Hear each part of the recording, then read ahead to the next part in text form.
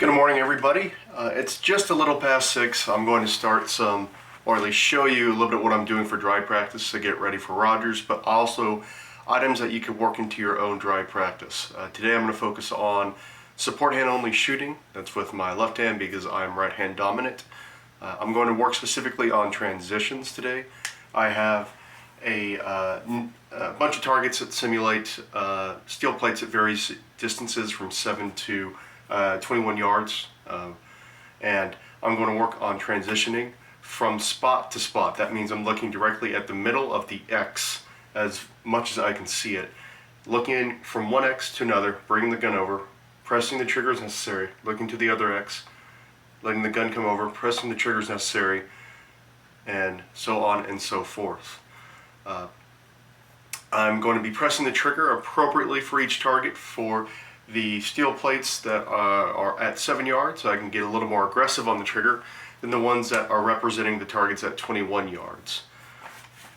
Because I'll be doing support hand shooting, I'm going to really need to have a really good grip, which for me means gripping the pistol appropriately or hard enough. How hard depends for you, and being high up on this part of the frame between my hand and the pistol frame like this.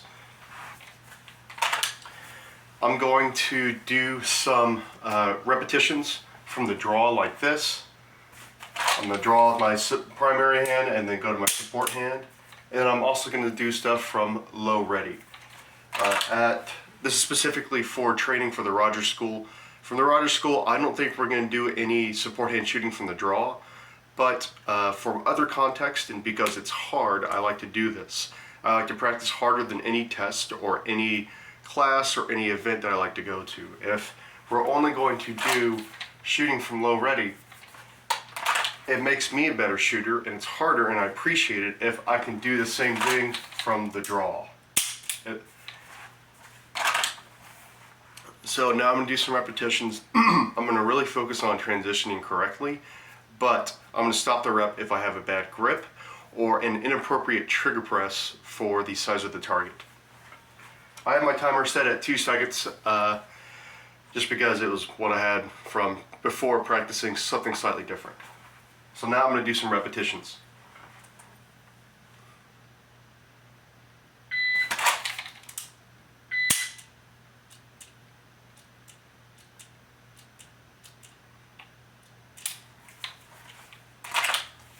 And again.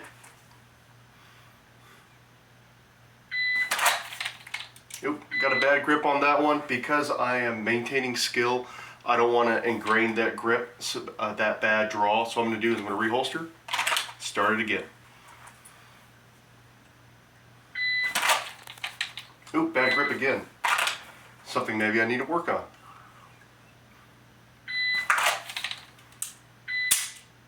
Great.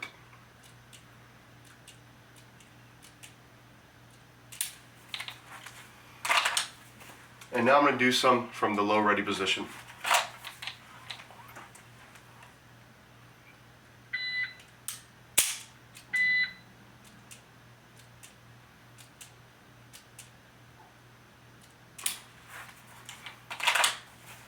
Sometimes I find that if my support hand gets tired because I'm gripping the gun very hard or appropriately, and because I've been doing a lot of single hand only repetitions, which may or may not be over 20 minutes, they can add up. Sometimes I throw in some primary hand only work just to make things a little fun and see when I personally video this on camera, see if there's any differences between how I shoot with my primary hand only versus my support hand. So we'll do some of that now.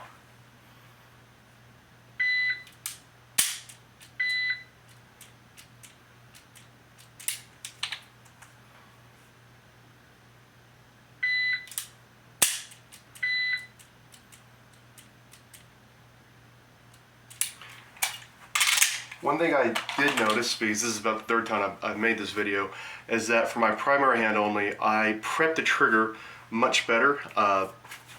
If you can even use the word prep, when I'm bringing it up, and I'm going to try to get close to the camera here, when I'm bringing the Beretta up, you can see the hammer move back much more aggressively on my primary hand than with my support hand. The hammer travels much less back, which may or may not be an indication of some things I need to work on. Maybe I should prep the trigger more with my support hand only, or maybe less. That being said, that's something else to analyze, something to reconsider. So to recap this video, you need to practice support hand only and primary hand only shooting. For this specific thing, I was focusing on transitions, but I stopped the rep if I got a bad draw, if I had a bad grip, or if my trigger press was inappropriate for the targets at different distances. If I was really crashing the trigger, like if I'm prepping here and then I'm just doing this for the smaller target that represents a steel plate at 21 yards or 20 yards, I think it's what it's at, versus that's inappropriate, versus I get away with a lot more like this for a B8 or the steel plate that's representing the target that's representing a steel plate at 7 yards. I hope that can help you out with some dry practice, and you should go and practice single hand and support hand only shooting. Thank you for your time.